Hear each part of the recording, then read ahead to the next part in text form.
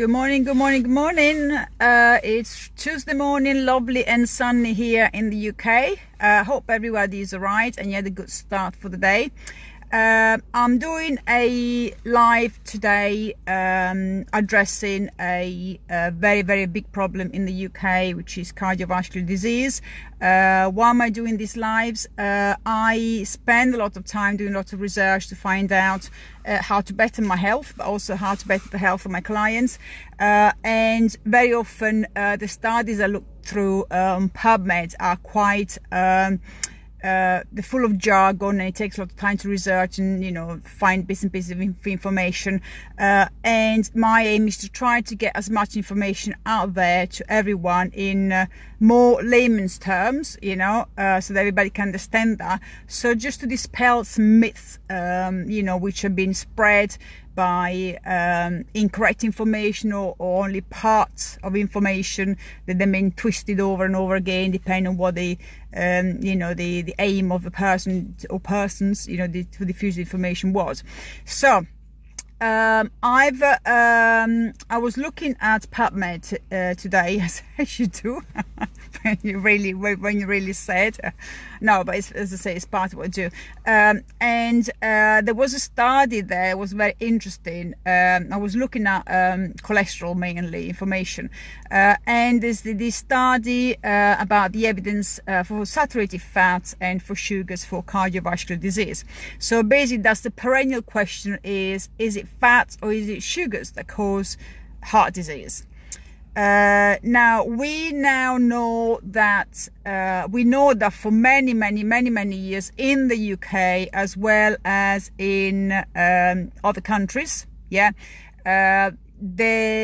advices that we've been given is if you have high risk of cardiovascular disease, whether it's through genetics or whether it's through blood tests indicating high cholesterol levels, the advice has been for many years cut out fats or cut down fats, and have more fiber and things like that. And this was all based on a research and a study done many years ago from a gentleman called Ansel Keys, which we now know was flawed.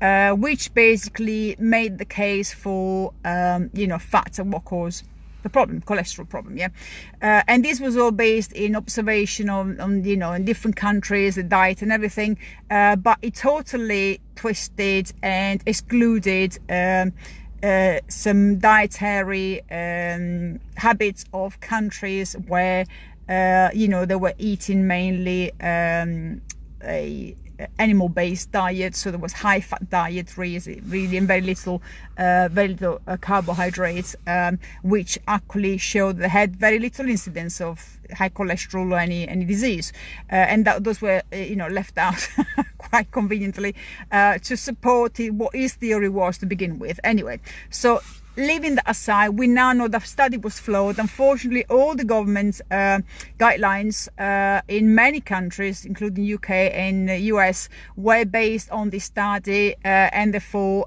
we now know that in the last 20 years in the UK alone, we had trebling, of diabetes and obesity, which is all followed really based on these guidelines that we've been given at the moment. So what I wanted to look at when I was looking at this study today, that was actually a very objective study by people who have no specific interest in promoting one way or the other, diet wise, and it was really interesting to see they're making a case for both carbohydrates and both fats and actually took a completely objective view of what I really class as probably the best possible advice I've ever seen in a long time, which is not paid for by, obviously, because we know some research is paid for by the big companies that got interest in proving that the products and are what you should be eating anyway.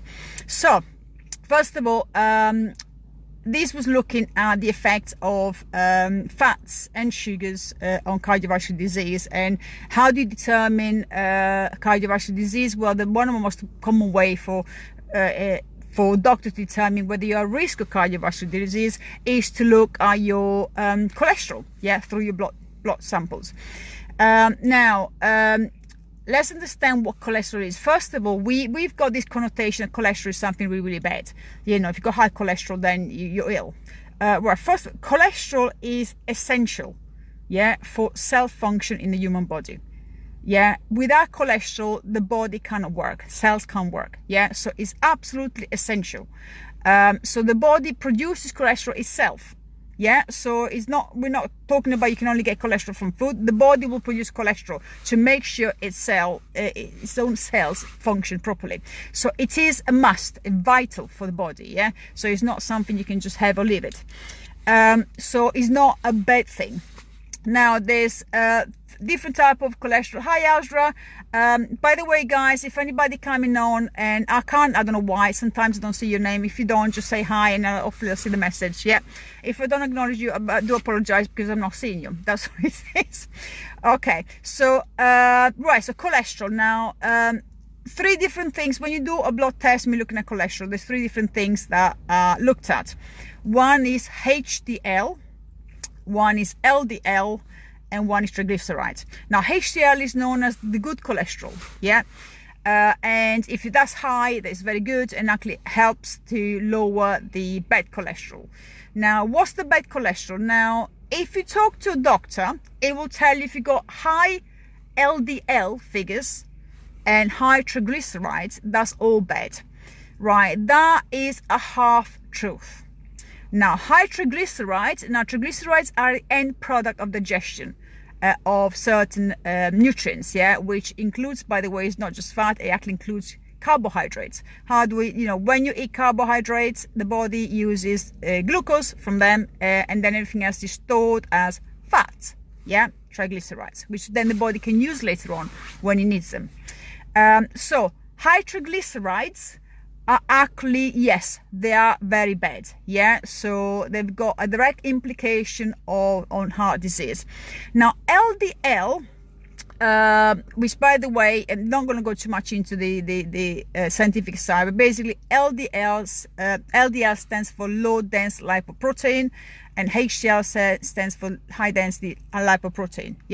So LDL is classed as the bad one. Now what the doctors don't tell you, that LDL actually is made up of two different parts. So LDL particles can be what we call big and fluffy, or they can be small and dense. Now the small and dense particles are the ones actually bad. And they're the ones that can cause, cardiovascular disease, alongside the triglycerides. But the big fluffy ones actually considered beneficial and help get, rid of the small dense ones, So unfortunately, when you do a blood test, you'll see total cholesterol, which is the sum of everything, HDL, which is the good cholesterol, LDL, which is the bad cholesterol, but I just explained this is not, they don't split it up in particle sizes, and then triglycerides. So if a doctor sees the total cholesterol is high, then they look at what percentage of a total figure is LDL, triglyceride, and HDL. Now, very commonly, if you follow a standard British diet or standard American diet, which is full of processed stuff, your HDL will be low, which is the good cholesterol. Your LDL will be high, and your triglyceride will possibly be high, meaning that you're higher risk of heart disease. So, and that's what the doctors look at, and as soon as they see the total cholesterol and the LDL and triglycerides a bit on the high side, what do they think? Statins. Because their concern is not, let's have a look what was going on here, let's address it diet-wise. Their main concern is, this person is a higher risk of heart disease, and therefore we're going to give them a pill that brings the cholesterol down. But as I told you, cholesterol is necessary for the body. So, you want to bring down the bad cholesterol, we get a pill that brings down all the cholesterol, you're going to bring down your HDL, which is a good cholesterol, and that's not going to really help you in addition to that, statins are known to cause insulin resistance and therefore type 2 diabetes. So you're going from one bad thing to two bad things. Yeah, so that's for the cholesterol explanation. Yeah, so when you go to the doctor that you got high cholesterol, the figures they look at are non-conclusive. Yeah, they are the LDL cholesterol, which is the bad cholesterol, is made up of different particles. The small dense ones are the dangerous ones. There's big fluffy ones are actually fine, but the blood tests don't tell you that, and the doctor will not look into that because guess what, it costs too much. Yeah, so they just base it on everything. So understand that. So cholesterol is essential for human cell function. It is necessary. It's not a bad thing to have. Now, what this study was looking at is it fats, dietary fats, so fat that we eat, or is it the sugars that we eat that cause, bad cholesterol and cardiovascular disease? And the implication of obviously what we need to do to fix this, because clearly the guidelines we got now are not fixing it at the moment. So it looks at saturated fat, particularly because saturated fats are the ones that have been demonized, by the health industry as the ones that do cause cardiovascular problem. Now, the thing we need to understand, there's different type of fats as well as there's different type of sugars.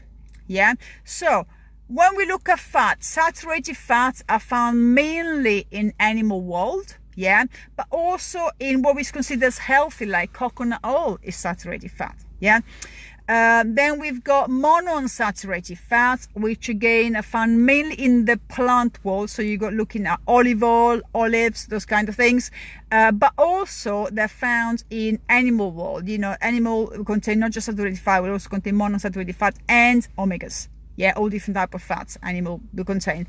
Then you got the polyunsaturated fats, which are your omegas, which 3, 6, and 9. I'm sure all of you have heard of those before. Those are the essential fatty acids. The body cannot produce those. The body needs to get them from food. Yeah, and essential fatty acids, by the way, do not just come from plant world. They come from animal world as well. Yeah. And then you got the trans fat. Now the trans fats are the ones that become more covered in the press more recently because are particularly bad. Those are all fats have been changed, if you like, through processing and through food processing, are actually very, very, very damaging to your health. Yeah, and quite frankly should be abolished, full stop. Unfortunately, lots of processed food contains trans fat, and and nobody bats an eyelid for that until things get too bad. So so the reality is that there's all different type of fats. Yeah, and in the real world, you don't just eat just saturated fats. I mean, what food will you eat that only contains saturated fat as a meal? You wouldn't. I mean, unless you're happy to go and have tablespoons of coconut oil, yeah, as just for a meal. Nobody will do that. In reality, the food we eat contains fats, contains proteins, contains carbohydrate. It doesn't just contain one macronutrients. Yeah, so that is one of the things that was pointed out by the study. Say you cannot really say that saturated fat cause cardiovascular disease alone, because nobody has ever lived on a diet of just saturated fats, and develop cardiovascular disease because of that. Because realistically speaking, you cannot live on a diet of just saturated fat. There is nothing in the food chain that has just saturated fat. You could live on that for a period of time long enough for you to measure and do a test on it, a study on that. Yeah, so then he was looking at sugars. Yeah, so once you look at saturated fat alone cannot cause cardiovascular disease. Yeah, because there isn't really enough food that just has saturated fat. By the other token, you've got sugars. Yeah, now can sugar cause increasing cardiovascular disease, right? It was very interesting because, again, sugars are broken down into different sugars. So you got the most common one that everybody knows about is glucose. Yeah, the simplest form of sugar, glucose. But then you got fructose, and you got sucrose. Now, sucrose is glucose plus fructose. Yeah, a mixture of the two. Now, on this particular study, actually, they produced evidence of the fact that it is actually fructose and sucrose. And by the way, fructose and sucrose are very often found in processed food, sweeteners as well. Yeah. And fructose and sucrose are actually been linked, and it's been proven by various studies, to an increase on cardiovascular disease. Yeah. And so it's not the fats that are the problems, and the carbohydrates, especially sugar in particular, fructose and sucrose, have been linked to cardiovascular disease. But again, you got the same issue. Would you have a diet where you just eat, fructose or sucrose? Well, no, you can't just live on that, just on that. You don't have food that just contain that. It's, again, so it's about being objective, yeah? About, how we eat and how can you really measure who's the culprit for everything. And the reality is, the foods we eat, even if you have the worst possible diet, it will not be made by just fructose or sucrose, like it will not be made by just saturated fat. It will be made of, guess what? A mixture of the two. And this is where I love this study, because it's really lazy there. So it says, stop the BS about blaming the fats or blaming this or blaming the other, because the reality is the only thing that is to blame is the foods that contain both the fats and contains the fructose and sucrose, which are the ones that increase cardiovascular disease. And what are these foods? Well, guess what? Processed food. That's what it is. Yeah. So the problem you've got with the body is this: the body has three main macronutrients. Yeah. You got fats, you got carbohydrates, you got protein. Now, there's essential fatty acids. Yeah. So like omegas, are the ones that the body needs from the diet, can't produce itself. So they're essential, it needs them. And therefore we need to have fat in your diet. By the way, if diets are very low in fat, normally have an issue with vitamin deficiencies, especially A, D, E, K, because those are fat soluble vitamins. If you don't have enough fat in your diet, you cannot absorb them. Yeah, it's as simple as that. So you need fat in your diet. Protein. Now, protein are essential as well. We got essential amino acids. Yeah, so proteins are the building block of your body, and not just muscle. Yeah, we're talking about bones, we're talking about hormones. Yeah, so they are necessary for the body, and a complete protein is made up of 9 amino acids. Yeah, they got essential amino acids. Complete proteins are found mainly in the animal world, and this is where diets like vegan especially can be tricky, because very often vegan diets, you don't have complete protein in vegan diet. However, you can combine different foods that contain 5 amino acids, the other one contains the other 4 to get complete protein. Yeah, so but you need to know how to combine food if you're vegan to make sure you have a complete amino acid profile, because they're essential amino acids, your body needs them to work properly. Yeah, so proteins are your building block. Then how about carbohydrates? Well, what are the essential carbohydrates? Well, guess what? There isn't any. There's essential fatty acids, there's essential amino acids, so essential fats, essential protein. There is no such thing as essential carbohydrate. So why do we need carbohydrates? Because carbohydrates is the preferred fuel source for the body. That's what the body converts the quickest to energy. Yeah. So are they important for you for your diet? Absolutely. It's just a question of choosing the right carbohydrate. Yeah. And this coming from somebody like me, you know, follows a carnivore diet is a lot, but I'm being objective here. I'm not telling you my preferences, I'm telling you the science, yeah, what is right, what is not right, and then obviously you adjust it to what your beliefs or what your issues are, yeah.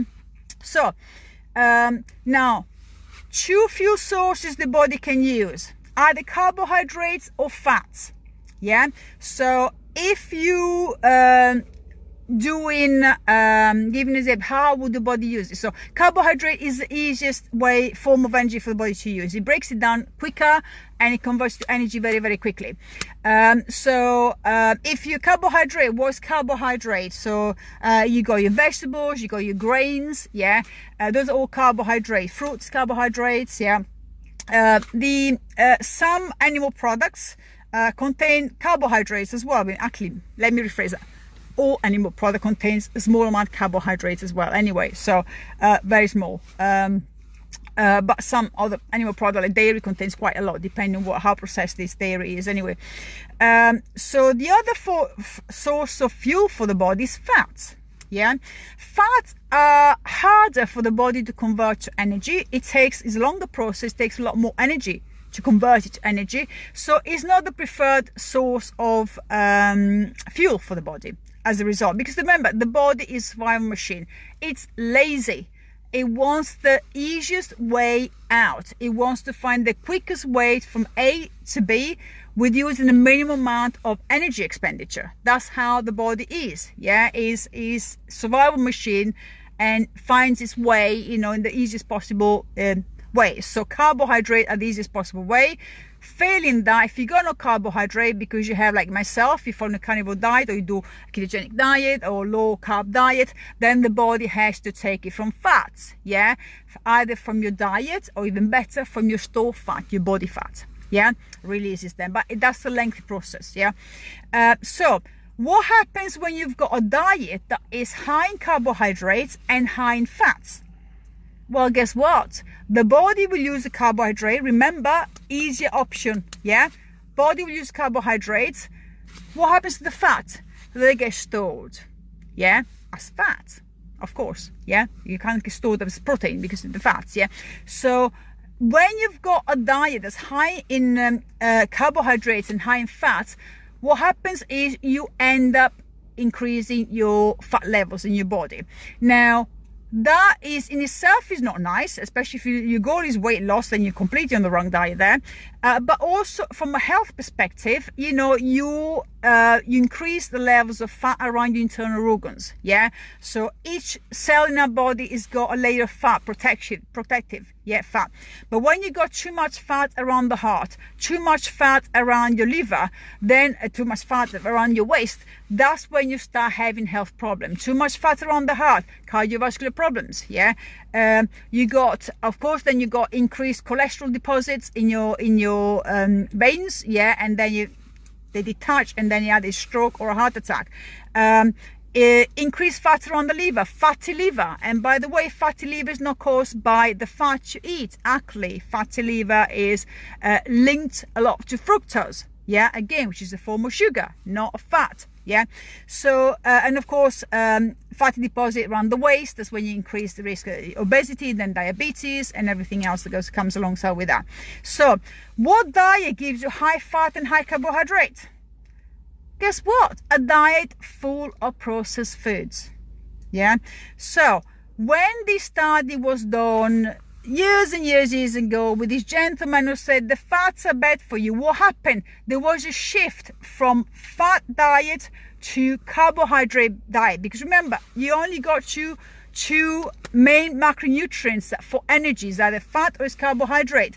So everything went low fat, high carbs, yeah. So, and together with the shift in behavior from a high fat diet to low fat diet, high carbohydrate, there's been an increase in metabolic syndrome, where you got metabolic syndrome, you got high blood pressure, more weight around the waist, you got a high cholesterol level, you know, and everything else then brings you diabetes, cardiovascular problem and everything, yeah. And the the one of the biggest culprit actually is the processed food, because it's high in fats and high in sugars. Yeah. So why are people not stopping eating, processed food? Well, first of all, do people even know what processed food is? Let me ask you, how do you start your day? What's your breakfast? So typically, and this is based on, people I talk to, clients and everything, most people start the day either with no breakfast at all, yeah, which is not a problem, yeah, by the way, or they will have a bowl of cereals, or some bread with maybe some jam or some butter on it, yeah, or they go to a coffee shop and have a frappuccino coffee with the vanilla thing and God knows what else in there, yeah. So what I just mentioned to you, all of it is processed food, yeah. So 90% plus of people who have breakfast will start the day with processed food. Cereals are the worst thing ever. Have you ever seen a cereal that comes in nature like that? No. Well, you see Cocoa Pops growing on trees? No. Yeah, so that's processed food. Yeah, even this called healthy cereals, yeah, shredded wheat, Weetabix. Guess what do these food contain? They contain gluten. They're all processed, yeah, loads of crap. And gluten is one of the proteins that is been linked to a huge amount of metabolic disorders, especially autoimmune disease that are on the increase. Yeah, the body's got no room for gluten. Absolutely not. Is one of those things you can do to your body. Wheat and gluten, all this type of stuff. So we start the day with processed foods. Lunchtime, what do you eat? Well, if you are somebody who's very conscious about the health or not, you might bring food with you that you cook yourself. Great, well done. Most people, especially in offices, they will go and grab something from a Pret or whatever. Very often sandwiches, more processed food. What's in a sandwich? Bread, super processed. You may have, I don't know, ham or cheese in it, processed, yeah. Egg mayonnaise, yeah. Egg is good, but you just screwed it out with a mayonnaise, yeah, like tuna mayonnaise. Or somebody decides, oh, I'm going to have a jacket potato. Great. What filling are you going to put with that? More processed food. So lunch, again, 80 to 90% of the time, unless you cook the food yourself. And again, if you cook your food yourself, what is it? Is it pasta? What is it? So that is pita bread, whatever it is. So very likely is processed. And then dinner time comes along. Now, a few people, to be honest, dinner time will cook a meal, yeah. So they will have either meat or fish, or if you're vegetarian, you'll have it could be whatever, lots of veggies, lentils, whatever, yeah. But then again, what do you have with that? So it could be pasta, it could be bread, it could be more processed stuff, yeah. And what about snacks? I mean, that's the worst thing. I mean, the amount of time I see people having these cereal bars or protein bars, or, oh, for God's sake, look at the ingredients. Yeah, there's sugar in there, sucrose, fructose, the one I just told you is going to increase your risk of high triglyceride, cardiovascular disease, yeah. There's gluten, there's trans fat in it. I mean, there's everything you possibly don't want to put in your mouth is all in there. And let me tell you another thing, actually, obviously I do a lot of training, yeah. The amount of time I see clients, and they've been told by other trainers, and because they train for many, many years, they go, oh, just go, I'm gonna have some protein shake, yeah. Okay, understand something.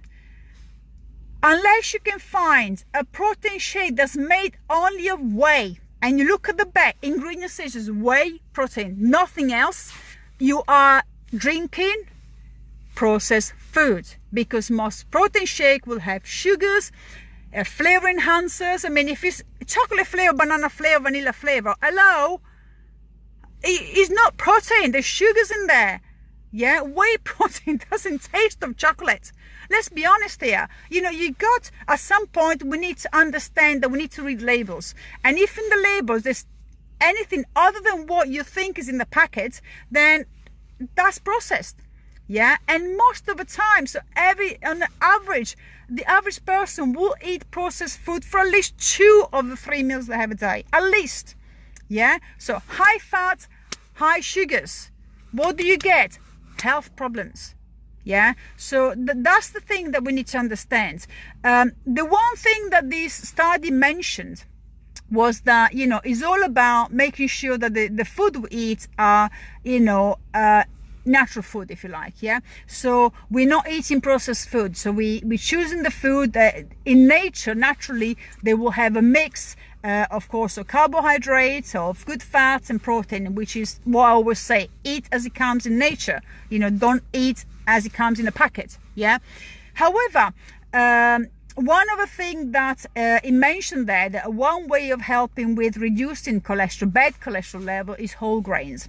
Now, this is something that I want to elaborate on, because this is something that UK guidelines for diabetics also say. You know, they tell you can have, you know, have as much pasta, bread as you want, provided whole grain. Yeah, okay, let's understand this. Whole grain, we talk about whole grain like whole grain. Yeah, no whole grain as being brown, so brown bread, brown pasta. No, that's not whole grain, that's processed food. You don't have that.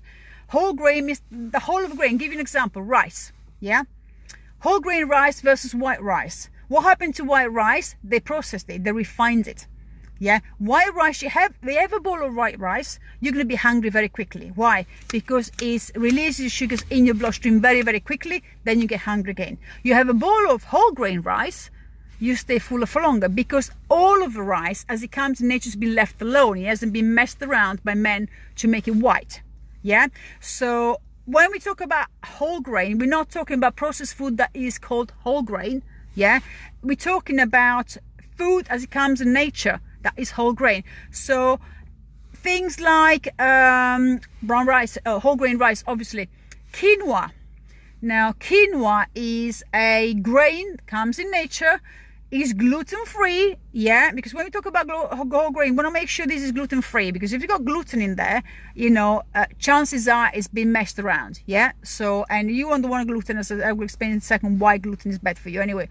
But whole grain as it comes in nature, quinoa is brilliant, because quinoa is perfect for everyone, regardless of whether you are on a standard diet, whether you are on a high fat diet, low fat diet, you know, whether you are vegetarian, vegan. Quinoa fits everything. It's a grain, so it's plant-based. It got no gluten in it, naturally no gluten, and most importantly, this is very special, particularly important for vegans, it has the whole 9 amino acid profile. What it means is it is a full, complete protein. There is no other product, you know, in the plant world that contains the full amino acid profile and is complete protein. As I say, you have to combine food to get your complete protein. With quinoa, you don't, and it's gluten-free. Yeah, so there are options in nature that are as they come in nature, and they got the nutrients that your body needs without giving you the bad stuff, yeah, that the body doesn't need. Okay, so that's the only caveat I want to do on whole grains, because on the study mentioned whole grains are good for, you know, reducing your cholesterol, bad cholesterol levels. Yes, they are, provided they are, you know, nature's built whole grain, as opposed to whole grain bread, you know, whole grain flour, because those are processed foods. Yeah, okay. And actually, if you look at the ingredient for bread, you'll be surprised what the stuff is in there.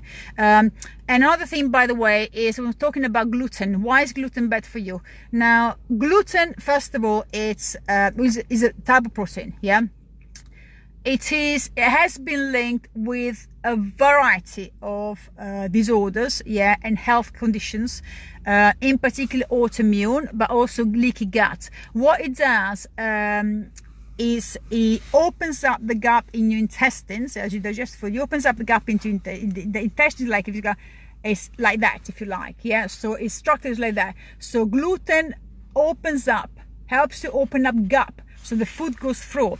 And when gluten goes through into your bloodstream, your immune system mounts an attack. Yeah, so because of course you're not supposed to have food particle in your bloodstream, and so the immune system is doing what it's built to do, which is attack, foreign things that are going around and not supposed to be there. The problem with gluten is that the structure of gluten is very similar to the structure of many other organs, cells of organs in your body, like thyroid, like some of the pancreatic cells, produce insulin. So joints, yeah. So what happens is the body sees this compound in your bloodstream, attacks it because it knows that's not supposed to be there, and then what it does, it mounts a search for any other compound similar to that in your body, yeah. And guess what? Oh, it finds a thyroid gland. That's it. Attack. It starts destroying little by little over time. Doesn't happen all at once. Over time, keeps on attacking. Yeah. Then you end up with Hashimoto, underactive thyroid, because it destroys your thyroid. If it attacks your joint, yeah, the cartilage in your joint, then you end up with rheumatoid arthritis. If it attacks the cells in your pancreas that produce insulin, guess what? You become a type 1 diabetic. Yes, that's autoimmune, yeah. So and so forth. Many other autoimmune disorders. So that's what you gotta understand. So, and all of this started because of gluten causing leaky gut, yeah. So gluten is really should not be part of your diet, yeah. And if you actually look at where gluten is, you'll find gluten is in 99.9% of processed foods. Yeah, and by the way, when I say processed food, I'm not talking just bread, pasta like that. I'm also talking meats. I mean, you'd be surprised. You go and buy meat, processed meat. So you will have sausages, you will have salami, all the kind of stuff. Look at the ingredients. Not only they got gluten, they got, guess what? Sugar in it. Yeah, and of course some of the bad fats as well. So is meat, the processed meat are just the same. So you want to eat meat, you eat an animal as it comes in nature. You eat the chicken, you eat the cow, you eat the lamb, and so forth. You don't eat the human version of, cold meat version of, done for our convenience. Yeah. So that's why you shouldn't look gluten. And please do not go anywhere near gluten-free section in the supermarkets, because the gluten-free products, yes, it might be gluten-free. They're not actually. They contain a small amount of gluten, which is classed as safe for celiac. Sorry, which I totally don't agree with. Anyway, but they contain so much crap, because if you take gluten away, the product falls apart. So you have to put a lot of thickeners and all the crap in there, and need to put flavor enhancer, and they need to make it taste nice. So more sugar, more fats. So there's so much crap, actually worse than the actual product containing gluten when you look at the ingredients. Yeah, so heavy as it comes in nature. So what this study was basically saying is there is no one culprit of cardiovascular disease. Cardiovascular disease is caused by processed food, basically, where they got high fat, the bad fats, and high sugar, especially fructose and sucrose. So how do we avoid fall into this trap? Is very, very simple. Avoid processed food. And we've just gone through what processed food is, yeah? So processed food, you got high sugar levels in there. High sugar levels, what they do? Bring on insulin resistance. Insulin resistance, type 2 diabetes, yeah? They got gluten, autoimmune attacks, autoimmune disorders who then screw up your life completely. Yeah, I should know, I got 2 of them. They contain the bad fats, bringing on things like increasing the fat levels in around your organs, like the hearts, around the liver, so fatty liver. They also linked to leptin resistance. Now, leptin resistant, what leptin? Leptin is the hormone that tells you you're full. Yeah, so people who are low, they got leptin resistance, so that means the body doesn't recognize leptin signaling. Yeah, typically are obese people. Yeah, they're basically hungry all the time. They don't eat because they're greedy, they eat because they're hungry all the time, because the hormone is not doing its job. Yeah, and it's being caused by all this crap food, processed food that we have in our diet. So should you follow a high carb diet, low carb diet, high fat diet, low fat diet? What the hell do we do now? It's all confusing. Well, basically the bottom line is this: it's your choice entirely. yeah, whether you want to be high fat, low fat, high carb, low carb. The one thing you must understand is you're either high fat or you're high carb. You cannot be high fat and high carb. It's that simple, yeah. And you can be, by the way, by the same token, you cannot be low carb and low fat. Remember, fats and carbs are the two macronutrients the body needs for energy. So if you have a diet that is low in fat and a diet that's very low in carb, what the hell is your body going to survive on? You can't survive on protein alone. Yeah, that's what they call rapid starvation. Yeah, so you can't. So you have to have one or the other. Yeah, the body needs all of the macronutrients, provided they're coming from real food, whole food, not packets, nothing that's got 201 ingredients in it. Yeah, and by the way, when you look at the labels, yeah, to the ingredients in the food, always look at what comes first, the first few, because all ingredients are listed in order of quantity in the particular product. So if you've got, you know, I don't know, you've got a ready meal, for example, yeah, and it says, you know, low fat, for example, ready meal, lots of these Weight Watchers, all this crap. Yeah, by the way, that's processed food. So let's understand, if you follow Weight Watcher diet or Slimming World diet, their food is processed food. Look at the ingredient at the back, yeah. It might be low fat, yeah, for the first ingredient, it could be pasta, for what you know, yeah. So, you know, pasta, whatever it is, the first ingredients, yeah. Then look at what's coming next. If you got sugars or anything like that, those are all high in there, yeah. So it's like when you look at fruit juices, for example, you know, fruit is okay to have, you know, in moderation, because remember, fructose as well.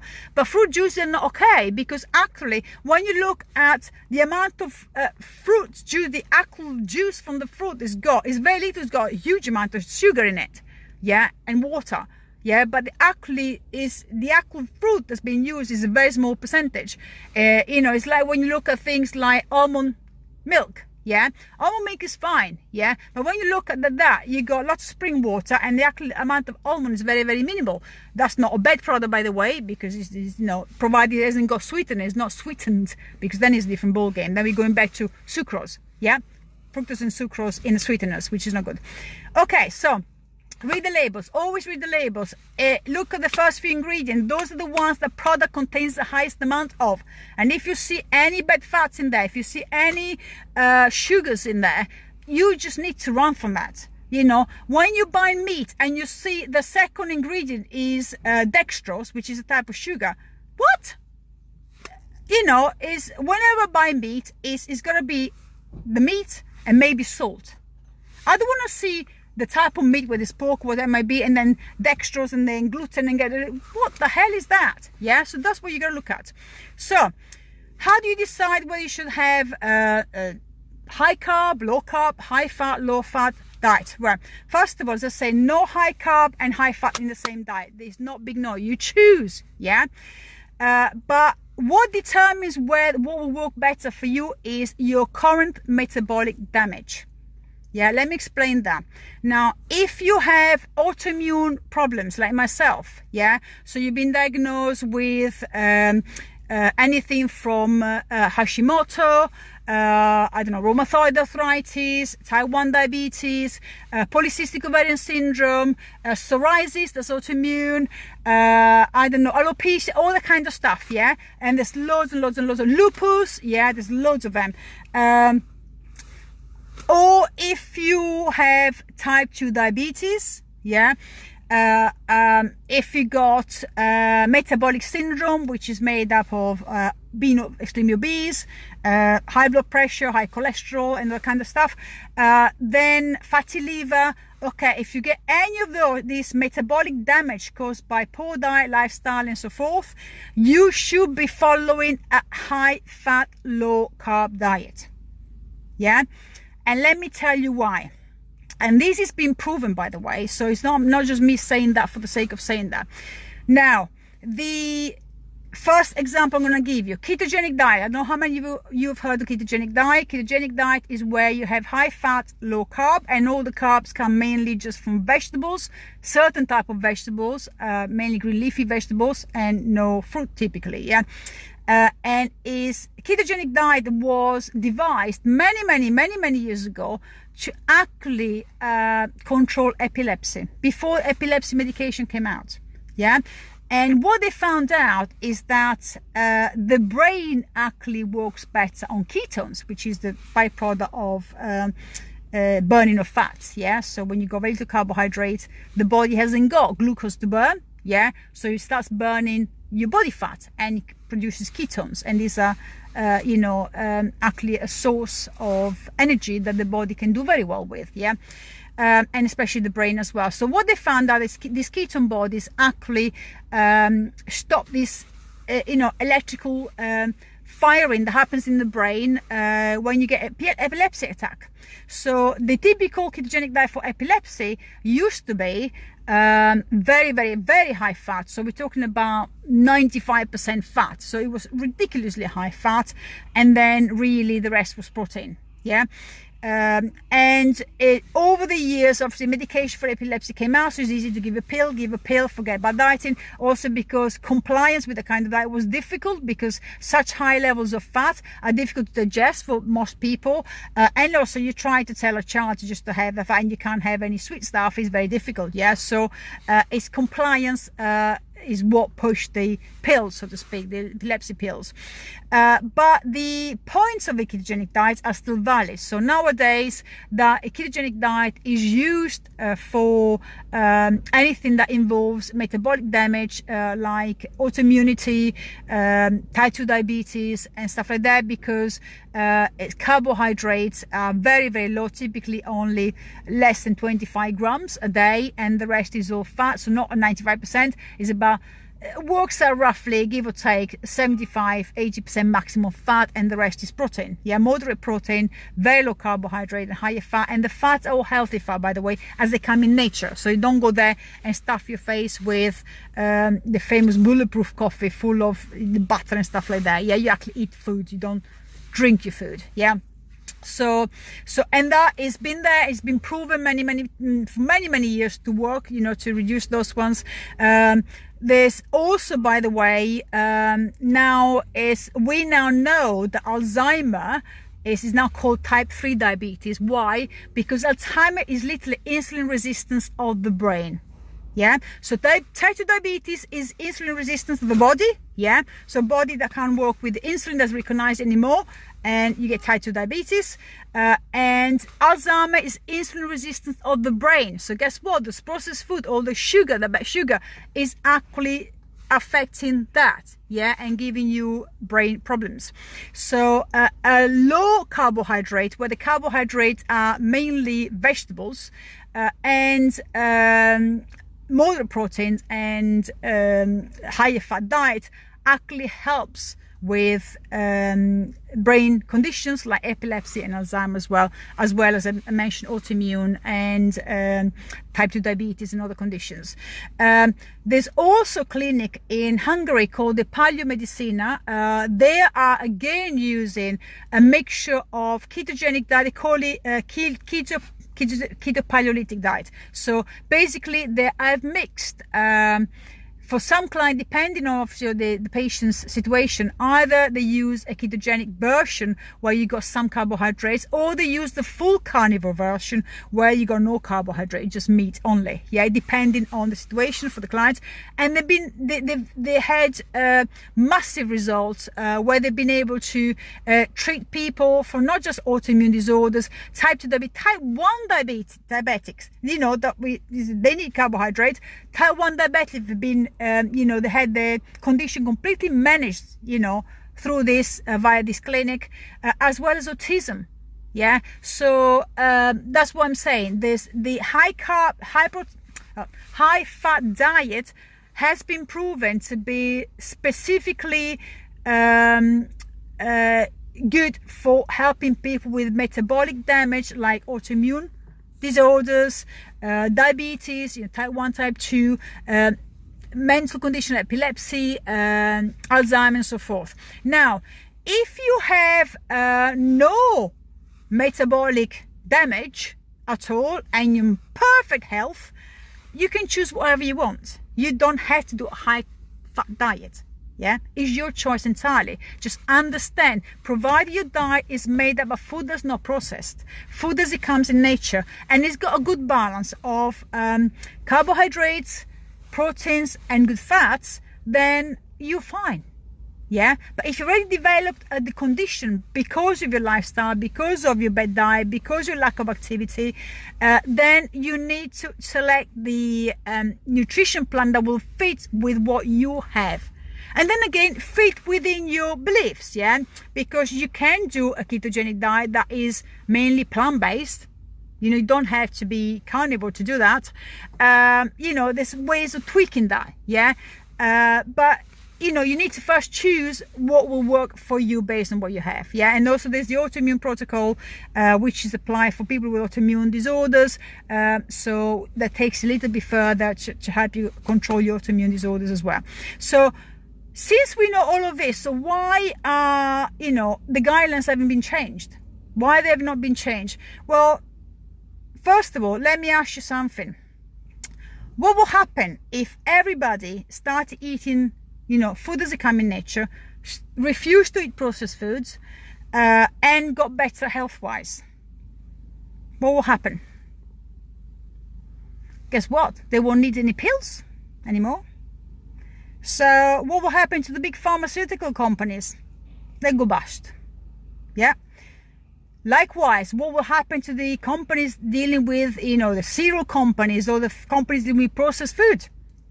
They'll go bust because there's no demand. If there's no demand, there's no need for supply. Yeah. So number one issue we got here is if everybody say, okay, I'm only gonna eat food as it comes in nature. I'm not gonna have any of this processed food anymore, and I'm gonna, you know, do what is right for me. And there's no demand for processed food, and your health starts improving. There's no need for medication anymore. Guess what? We have a nation all of a sudden where obesity goes down, diabetes goes down, autoimmune goes down. But guess what happens? The economy is going to start suffering as well. Because, well, these big pharma companies and this big industry, you know, behind the sugar industry and the processed food industry, pay a huge amount of money in tax. Yeah, so, you know, I'm just going to leave you with that thought. You know, the reason why studies like this are not being made big, and they're not made, and the government takes forever more to change any guidelines. And by the way, guidelines for the last 20 years have tripled the number of diabetes in the UK. So, I mean, if that's not proof enough, I don't know what is going to be. Yeah. One of the underlying reasons why that's not changing, and the government is taking this sweet time to change anything, is because where the interests of the governments are. Yeah, so they, of course, they need to get tax money. They need to look after the economy. They need to keep everybody happy, you know. And you and me are an easy-winsy part of it. We don't matter. But the big pharmaceutical company and the big food industry, of course, they matter. But if there was no demand for this food, and therefore there's no need for medication, guess what will happen? Now, all of a sudden, if everybody wants to eat fresh vegetables, fresh fruits, they want to have, to eat, you know, fresh meat, fresh products, dairy products, whatever. So all of a sudden, those foods, the healthy food, will have to go cheaper because the demand is there. There's no demand for the unhealthy stuff, the packet of crisps, buy 3, only pay for 2 kind of crap, yeah, chocolate and all that kind of biscuits and cakes and sausage roll and all kind of stuff, yeah. There's no demand for that. So if there's no demand for that, then the shops, in order to make money, they need to do deals on the healthy stuff because everybody's going for the healthy stuff, yeah. So that's you know, that is a good thing. Unfortunately, the reality is this. Most people enjoy their food. People see food as enjoyment. They don't see food as fuel. Yeah, we eat because it's there. We don't eat because we're hungry. We fancy that. We fancy this. We fancy the other one. That's where the problem is. Yeah, and the reality is, you know, until our health suffers badly enough to cause pain, we don't change our behavior, our habit. Yeah. But, you know, it's the point of this is just to let you know that this is what you can do. You know, you've got a choice. You can choose to be healthy or you can choose to be ill. Yeah, so if you choose to enjoy all the wrong food because you want to go for that enjoyment, and then you become ill, then fine, it's your choice. You got to put up with that. I know what I'm going to choose. You know, I quite frankly, you know, I quite enjoy what I'm eating now, and eating just meat at the moment. Yeah, I'm quite enjoying that. I don't need to have chocolate. I don't need to have this. I need to the other one. I mean, the food fills me up. Once I'm full, good, gone. Don't need to eat until I'm hungry again. And very often I go for, you know, 15, 16, 20, 24 hours without eating because I don't need it. My body doesn't need it. Once I'm hungry, I eat again. Yeah, and this is when you know the food works well for you, by the way. Yeah, so this is what I want to say. So this study is basically telling you it's not saturated fat that's the problem. Yeah, when it comes to cardiovascular disease. Likewise, it's not glucose itself that's the problem. Fructose and sucrose are a big problem with cholesterol. However, it's the food that contains both of this that are the problem, the saturated fat and the bad sugars, yeah, which is the processed food. Eliminate the processed food from your diet, yeah, and your health will gain tenfold. You can come off medication for most people, yeah. And if you want to find out more about that, you know, about autoimmune protocols, how to help you with diabetes or anything like that, please feel free to reach out for me, and I'll go through things with you. But what I'm going to do, I'll put a link to the study I mentioned to you at the top of this post. You can actually read it for yourself, yeah, and draw your own conclusions. But basically, the bottom line is this: fats are not to blame for cholesterol and cardiovascular disease, yeah. So it's processed food that is to blame. And unfortunately, processed food forms a good 70-75% of our daily intake of food. So we need to understand what it is. We need to understand that cholesterol is not bad. Cholesterol is necessary for the body, for every cell to function properly. And it's just a question of making sure you got the good type of cholesterol, yeah, and we're eating the good foods rather than the ones that we fancy that are the ones destroying our health. So it's about taking responsibility for our own health at the same time, yeah.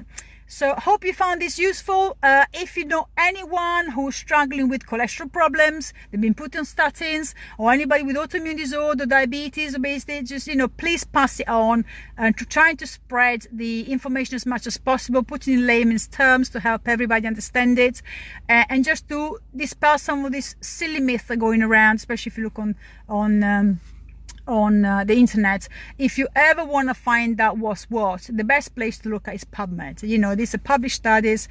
They've had at least 3 peer reviews, so they have been proven, yeah, to be correct, and they're not what's called bro science, people just reading something, making up their own conclusion because it suits what they want to do, yeah.